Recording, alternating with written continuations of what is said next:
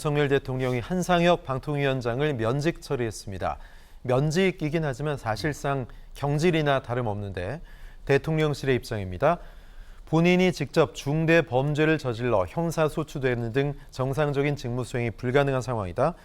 방송통신위원장으로서 지휘감독 책임과 의무를 위배해 3명이 구속 기소되는 초유의 사태를 발생시켰다. 이렇게 얘기하고 있습니다. 자, 종편 재승인 과정에서 한 전 위원장이 불법 개입한 혐의 등으로 불구속 기소된 이후 초스피드입니다. 한 달이 채 걸리지 않았죠, 면직까지.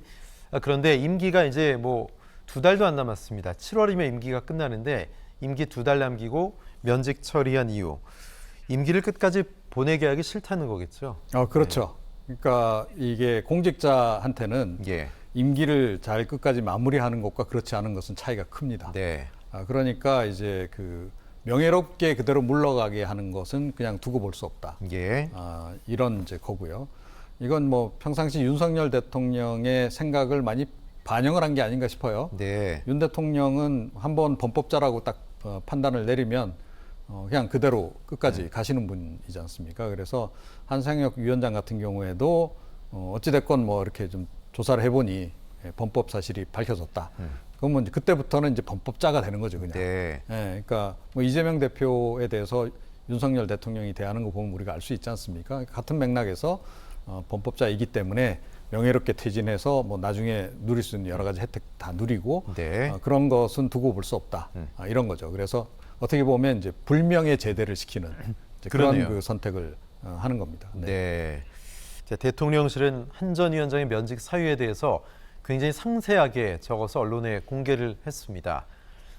자, 공지된 면직 이유는 일단 종편 TV조선 재승인 방해, 형법 제137조, 재승인 유효기간 단축, 형법 제123조, 허위 보도자료 작성, 형법 제227조 각각 위반이다. 중대범죄, 정상적인 직무 수행이 불가능하다. 이렇게 조목조목 면직 이유를 밝히고 있습니다. 자, 최 교수님, 예. 이 대통령실이 밝힌 면직 이유 하나하나 조항까지 몇 조지까지 열거했는데 타당하다고 보십니까? 저는 개인적으로 타당하다고 보지 않아요. 예를 들면 재승인 방해를 했다고 그러는데 이제 그 증거로 낸 게 결국 전화 통화거든요. 네. 그러니까 이제 밑에 있는 직원이 결과를 보고한 것 같아요. 그랬더니 미치겠네. 또는 시끄러워지겠네. 이런 발언을 했다는 거죠. 그 발언이 결국은 조작을 하라고 지시했다는 걸로 들린다. 이런 얘기잖아요. 근데 그거는 명시적으로 조작을 하라든지 이런 게 아니고 본인의 느낌과 생각을 얘기했을 수 있다고 저는 보기 때문에 그거 자체가 명확한 증거가 돼서 조작을 해라라고 지시했다고 보기 어렵고, 두 번 재승인 유효기간 단축은 3년, 4년은요 전체 회의에서 결정하는 거예요. 네. 그러니까 혼자 결정하는 문제가 아니고요. 방통위 상임위원들이 5명입니다. 위원장까지 포함해서 5명이 심사 결과에 대해서 보고를 받고 그 결과에 의거해서 몇 년 동안 재승인을 할 거냐 하는 부분을 결정하는 거예요. 그러니까 이게 독단적으로 할 수 있는 사안이 아니에요. 그리고 거기에는 야당 추천위원도 2명이나 들어있어요. 그럼 그분들이 만약에 독단적으로 하려서 가만히 있지 않죠. 그런 상황에서 본다면 재승인 유효기간을 단축했다는 것도 이거는 그 사안에 따라서 각각 방송사마다 각각 다른 유효기간을 가지고 있습니다. 지금도. 근데 거기서 전체 회의에서 결정한 문제라고 하면 위원장 혼자에게 문제를 제기할 수 있는 것도 저는 문제가 있다고 보여지고요. 허위 보도자료 작성도 문제가 있다고 지적하는 것에 대해서 방통위 입장을 낸 거예요. 근데 그게 허위 자료다. 이제 허위 자료라고 하는 건 결국 이 모든 것이 검찰의 기소 과정에 있었던 공소장의 내용과 다 맞다는 전자의 얘기를 하는 거거든요. 하나를 갖고 2개, 3개로 지금 만든 거라 이 말씀이죠? 그렇죠. 네. 그렇기도 하고 지금 기소가 됐다는 것만으로 범죄가 소명됐다고 얘기할 수는 없어요. 특히 네. 지금 한상희 위원장 같은 경우에는 구속영장 청구했는데 거기서 기각이 됐어요.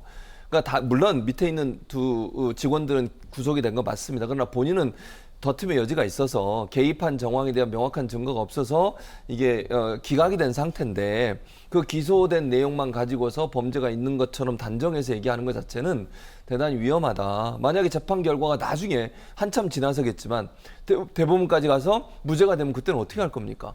이건 회복할 수 없는 손해를 발생시키는 요인이라고 생각합니다. 네. 한상혁 이제 전 위원장이 됐는데 어제 퇴근길에 기자들과 만나서 면직이 매우 부당하다고 언급했습니다. 관련 발언 직접 들어보시죠. 충분히 다툼의 소지가 있는, 법원도 그렇게 판단한 형사소추 사실만 가지고 그 국가공무원법상의 일반 규정들을 적용을 해서 면직을 하는 것은 매우 부당하다고 생각을 합니다. 네, 한 전 위원장은 처분이 내려지면 바로 집행 정지 신청을 하고 소송도 진행하겠다 이렇게 얘기하고 있습니다. 한상혁 전 위원장 변호사이기도 하기 때문에 본인이 이대로 물러서지 않을 기세입니다. 임기가 2달도 안 남은 상황인데 사실상 경질 본인 상당히 억울한 것 같아요. 본인 입장에서 억울할 수 있죠. 그러니까 대표적인 예가 예전에 정현주 사장 사건이에요. 예, 예. 정현주 전 사장 같은 경우도 해임이 됐거든요. 그때는 면직이 아니라 이제 이사회에서 해임을 시켜가지고 KBS KBS 전 사장일 사장. 때 예. 해임이 됐는데 최종적으로 재판 다 끝나고 대법원 판결은 뭐냐면 무죄예요. 그 당시에 배임 혐의 때문에 그렇게 된 건데, 근데 문제는 뭐냐면 재판 기간이 2년 이렇게 걸리니까 그게 무죄가 나와도 본인이 손해 본 걸 회복할 수 있는 상황이 안 돼요. 네. 그래서 이제 그게 문제가 되는데 지금 한상희 위원장도 그런 말을 하고 있다고 저는 봅니다. 2달밖에 안 남았어요. 지금 임기가 임기가 많이 남아서 정말 현 정부에서 그게 너무나 부담스럽고 이래서 그렇게 했다면 또 모르겠는데, 이런 상황에서 무리하게 이렇게 하는 것 자체는 대단히 저는 좀 부적절하다고 생각을 하고요. 한상희 위원장 입장에서야 억울할 수 있고 법적 투쟁을 하더라도 만약에 본인이 나중에 무죄를 받더라도 회복할 수 있는 그런 상황은 아니라고 보여져요. 그래서 네. 사실상 경질로 보는 게 맞죠. 예. 자, 이에 대해서 여당 국민의힘 김기현 대표는 한 전 위원장의 이런 법적 대응 예고 움직임이 뻔뻔하다 이런 반응을 내놨습니다.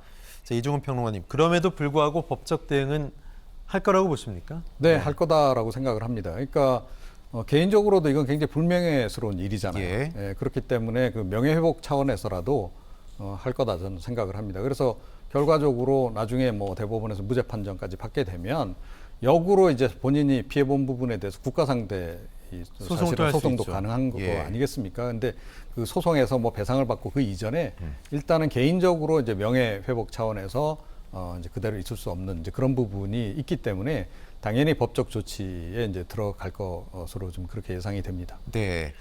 국민의힘 김기현 대표가 이런 반응을 보였는데 이번 사안과 관련해서 여야 서로 입장차가 있죠. 날선 반응을 서로 보이고 있습니다. 국민의힘은 무너진 방송의 공정성을 바로 세우는 출발점이다. 민주당은 내년 총선을 앞두고 하루라도 빨리 언론 장악에 나선 것이다. 이렇게 얘기하고 있습니다. 자, 언론 장악까지 지금 민주당이 얘기하고 있는데요. 한 방통위원장 면직을 둘러싼 여야 반응, 이종훈 평론가님 어떻게 보십니까? 이게 매 정권마다 반복되는 일이잖아요. 네. 우리가 그동안 한두 번 경험한 예, 거니까. 그래서 매번 정권이 바뀔 때마다 정권을 진 쪽에서는 언론 공정성 차원에서 예. 이게 다 교체해야 된다. 이렇게 지금 주장을 지금 하는 거고, 예. 그 반대 당에서는 이거 언론 탄압이다. 이렇게 지금 주장을 하고, 선거 앞두고 정지 작업한 거다. 예, 계속 이제 그런 식으로 이제 되풀이 지금 하고 있는 이제 그런 건데, 저는 이 좀 되풀이되고 있는 이런 상황이 언젠가는 좀 종식이 됐으면 좋겠어요. 그러니까 방송통신위원회만 하더라도 상당히 공정성이 담보돼야 할 그런 기관들이잖아요. 네. 그런 기관들이라고 한다면 사실은 이게 정치인 출신이거나 아니면 대선 캠프에 관련된 인사라든가 이런 사람들이 여기 가서는 안 되는 거죠. 예. 정말로 언론의 공정성 확보를 위해서 애쓸 수 있는 사람, 그런 사람을 이제 이 자리에 임명해야 되는데, 이 자리가 이 자리뿐만 아니고 국민권익위원장도 그렇고 하여튼 다른 그 공정성이 담보돼야 할 상당수의 그런 기관들조차도 이제는 약간 전리품화가 돼버렸어요. 예. 그 자리 자체가. 그래서 그냥 캠프에서 일하던 사람들을 그냥 보내고 전문성하고 상관없이도 막 꽂고 이런 현상들이 지금 계속 지금 반복되고 있는데, 공신들에게 챙겨주는 자리죠. 그렇죠. 이번도 예. 지금 다르잖아요. 사실은 지금 대통령실이나 또 여당 입장에서는 훨씬 더 빨리 아마 한상혁 위원장에 대해서 뭔가 조치를 내리고 싶었을 거예요. 네. 그런데 이제 본인 계속 안 물러나고 버티고 있고 이런 상황이다 보니까 차일피일 이게 굉장히 수사도 길어지고 하다 보니까 이제까지 이제 오게 된 이제 그런 상황인 거예요. 알턴 이 같은 느낌이었겠죠. 네, 그런 거죠. 예, 예. 근데 다른 자리도 지금 몇 자리 좀 그런 식으로 남아 있긴 네네. 한데, 그러니까 그런 식으로 이제 접근을 하기 때문에 사실은 좀 액면 그대로 정치권에서 양당이 하는 얘기를 국민들이 받아들이긴 좀 어렵다, 그렇게 생각을 하고 정말로 좀 언론 공정성을 담보할 만한 그런 인물들로 네. 이런 자리들을 좀 채울 수 있도록 그렇게 좀 노력을 해줬으면 좋겠고, 예. 윤석열 대통령한테 사실은 국민들이 기대했던 게 그런 거 아닌가 저는 그렇게 보거든요. 법치주의를 확립하고 공정성 확립하고 원칙에 따라서. 예, 하죠. 원칙에 따라 예. 해주길 바라고 그런 마음에서 했는데, 이번에도 지금 하마평 나오는 거 보고 들어보고 하면 결국은 자기 편 보내서 언론을 장악하겠다, 그런 과거의 그런 구태의 연장선에 지금 그대로 있는 게 아닌가 이렇게 생각을 합니다. 네. 자, 윤 대통령은 본회의 처리를 앞둔 방송법 개정안에 대해서도 국회에 제의 요구를 할 것으로 보입니다. 방송 정책을 둘러싼 정부 여당과 야당 간 기싸움 뭐 더 거칠어질 것 같아요. 그럴 가능성이 있죠. 사실은 이게 방송법은요, 저는 이제 이거는 여야가, 아까도 그 말씀하셨는데, 여야가 바뀔 때마다 입장이 바뀌어요. 방송법 개정안이 여러 번 발의가 됐지만 통과를 못한 이유가 뭔지 네. 아세요? 여야가 바뀌는 순간 입장을 바꾸거든요. 제가 이게 지금 현재 방송법의 가장 큰 논란이 되는 게 사장 선임 방식이에요. 네. 공영방송 사장. 그러니까 다른 부분은 그렇게 논란이 안 돼요. 지금 현재 보면 MBC, KBS, EBS 사장을 어떻게 선임할 거냐 하는 문제인데 EBS는 논외로 하고요. 왜냐하면 예. EBS는 방통위에서 바로 임명을 하거든요. 지금 상황이. 근데 그것도 어떻게 바꾸려고 하는 거냐면 지금 현재는 여야의 이사 추천 비율이 여당이 훨씬 유리하게 돼 있어요. 예를 들면 KBS는 7대4 여야가, MBC는 6대3, EBS는 7대2예요. 이런 구조로 돼 있기 때문에 여당이 원하면 여당 측이나 정부 여당이 원하는 사람이 사장이 될 가능성이 거의 100%예요. 그래서 이걸 바꾸기 위해서 이번에 방송법 개정안에 들어간 건 뭐냐면 이사회 인원을 동일하게 맞추자는 거예요. 셋 다. KBS, MBC, EBS를 전부 다 21명으로 맞추고 대신 여당이 1명을 더 가져가는 11대 10. 11명이 여당, 네. 10명이 야당 추천 이렇게 해서 하고 대신 사장 임명권에 대해서만 3분의 2의 동의를 받자. 네. 그래야 그래야 한 명이 많으면 과반수로 하면 또 여당이 원하는 사람이 되잖아요. 그러니까 다른 사안에 대해서 논의할 때는 과반수로 하더라도 사장 추천에 있어서는 11대 1로 11대 10에서 3분의 2 이상의 동의를 얻도록 하자 하는 게 첫 번째. 두 번째 이제 사장 추천위원회를 만들자는 거예요. 네. 사장 추천위원을 100명 정도의 위원으로 만들고 거기서 1차적으로 사장 후보들을 걸러서 거기서 올라온 3명을 놓고 이사회가 최종 결정하자. 지금 이사회가 모든 걸 다 하거든요. 그 부분이 바뀐 거예요. 근데 이 부분에 저는 타당하다고 봐요. 왜냐하면 이렇게 해야 누가 어느 정권이 뭐 민주당이 정권을 잡든 국민의힘이 정권을 잡든 자기들이 원하는 사람 사장으로 앉히는 데 어려움이 있을 수밖에 없잖아요, 이러면. 네. 근데 민주당이 지난번 안 한 것도 비판받아 마땅하고요. 국민의힘 지금 또 그전에는 이거 하자고 그랬어요, 국민의힘이. 그러다가 정권 딱 바뀌고 나니까 또 안 해요. 왜냐면 자기가 원하는 사람 사장 앉히고 싶은 거잖아요, 네. 또. 그래서 누군가는 한 번은 자기의 기득권을 포기해야 돼요. 그래서 이번에 국민의힘이 좀 포기하고 이걸 정상적인 범위로 만들어서 누가 정권을 잡든 방송사에 정권의 영향력이 미치지 못하도록 만드는 제도를 만들어야 한다고 생각합니다. 네.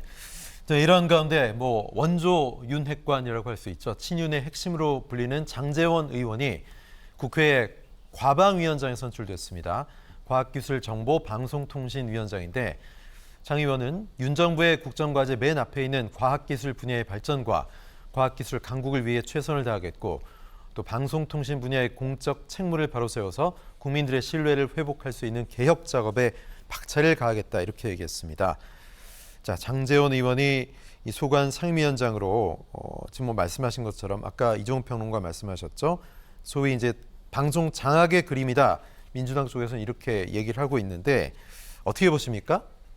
네, 뭐 그렇게 볼 수밖에 없죠. 상황 자체가 그렇습니다. 그래서 뭐 보통 사람이 가는 것도 아니고 윤핵관이 가서 이제 네. 그 방통위원장을 한다는 얘기는 결국은 이제 이 위원회를 통해서 지금 방송통신위원회에도 영향을 미치고 동시에 각 방송사에도 영향을 미치고 또 이제 구체적으로는 나중에 이제 보도 방향에도 좀 영향을 미치고 네. 그러려고 하는 욕구가 반영이 된 거다 이렇게 이제 봐야 되는 거죠. 그러니까 이게 조금 전에 말씀드렸듯이 어떤 정권에서나 이래요. 굉장히 좀 안타까워요. 근데 결과적으로 그래서 그러면 방송 장악을 다 하고 나니 정권이 오래 유지가 되던가요? 그렇지 않거든요. 문재인 정권도 똑같았어요. 그래서 지금 이제 그 국민의힘 쪽에서 많이 반발하고 비판하고 있기도 한 건데 조금 전에도 이제 지적하셨다시피 지금 이번에 추진하려고 하는 방송법이 그렇게 좋은 거면 왜 본인들 집권 기간 동안에 그걸 안 했냐는 거예요. 네. 예, 이제 자기네들이 좀 이제 불리해지고 아무래도 좀 방송에 대한 영향력이 떨어질 것 같으니까 이제 방송법 개정에서 일정 지분이라도 확보하기 위해서 지금 저렇게 좀 애를 쓰는 이제 이런 식이란 말이죠. 이게 이제 반복적으로 지금 되고 있는 거고. 그런데 제가 좀 꼭 좀 드리고 싶은 말씀은 그거 다 소용없다 하는 얘기입니다. 우리가 실제로 경험을 했잖아요. 예, 뭐 문재인 정권 때 그렇게 방송 장악하려고 애를 쓰고 뭐 방송 쪽에 자기들 사람 내보내고 그랬다고 해서 정권이 안 바뀌었습니까? 결국은 바뀔 때가 되면 바뀌는 거예요. 그래서 또 국정 수행을 어떻게 하면 더 잘할까를 고민을 해야 되는 거지. 예. 어떻게 하면 뭐 언론 장악해가지고 우리 편을 많이 방송에 내보내서 좀 뭐 그 여론을 좀 우리가 좀 주도해 나가고 이러면 우리가 더 이 집권 또 내지는 정권 재창출에 유리하지 않을까? 이런 굉장히 제가 보건된 원초적인 생각인데 또 시대가 바뀌어서 언론이 장악이 잘 되지도 않아요. 요즘에. 그렇죠. 예. 그리고 장악해서 예를 들어서 뭐 예. 땡 전 방송을 한다 한들 국민 여론이 거기에 반응을 보이느냐 네, 하는 네. 거예요. 그래서 그런 점을 좀 잘 헤아려서 이번 정권에서는 조금 전에 말씀드렸듯이 국민들이 기대하는 바가 다르기 예. 때문에 그런 걸 좀 고려를 해서 좀 더 공정성 있는 인선이라든가 이런 걸 좀 진행을 했으면 좋겠다. 이런 바람입니다. 예. 그렇다면 한상혁 전 위원장이 면직돼서 이제 누가 차기 방통위원장이 되겠느냐 관심사인데 이명박 정부의 초대 홍보수석을 지낸 이동관 전 수석, 이동관 대외협력특보가 유력히 검토되고 있다는 얘기가 나오고 있습니다. 자, 이종훈 평론가님, 이 하마평에 대해서도 벌써부터 좀 소문이 무성하더군요. 그렇죠. 네. 몇 달 전부터 이미 나왔던 얘기예요. 그런데 그 사이에 뭐 아들 학폭 관련 뭐 네네. 이런 설 때문에 뭐 약간 좀 힘들지 모른다는 얘기도 있었는데 뭐 최근에 들리는 얘기는 그 내용을 잘 대통령실에 해명을 했고 대통령도 그걸 수긍을 했기 때문에 지난번 예를 들어서 정순신 국가수사본부장 아들 그 학폭 관련 네. 한다라고는 좀 경우가 다르다. 그때는 아빠가 직접 개입해서 뭐 어떻게 했는데 이 경우는 좀 그렇지 않은 경우이기 때문에 아빠의 문제하고 아들 문제는 별개다. 이런 식으로 아마 정리를 한 것 같아요, 나름. 그래서 결국은 이제 돌고 돌아 다시 이동관 전 이제 수석 쪽으로 이제 일단은 귀결이 되는 그런 분위기인데. 네. 근데 뭐 제가 조금 전에도 말씀드렸듯이 이것도 결국 따지고 보면 이제 자기 측근을 이제 보내는 네. 거잖아요. 그래서 기존의 그 인사 패턴하고 별로 다를 바가 없다. 그러니까 뭐 굳이 이야기하자면 문재인 정권이나 좀 윤석열 정권이나 적어도 방송 관련해서는 하나도 바뀐 게 없다. 이렇게 말씀드릴 수 있겠습니다. 네. 한상혁 전 위원장 외에 또 문재인 정부에서 임명한 장관급 이상 공공기관 또 공기업에 남아있는 인사, 기관장들 누가 있을까요? 자, 최근에 지금 문제가 됐었던 중앙선관위의 위원장이죠. 노태학 위원장 있고 국민권익위원장 전현희 위원장 있습니다. 그리고 정현주 방송통신심의위원회 위원장이 있습니다.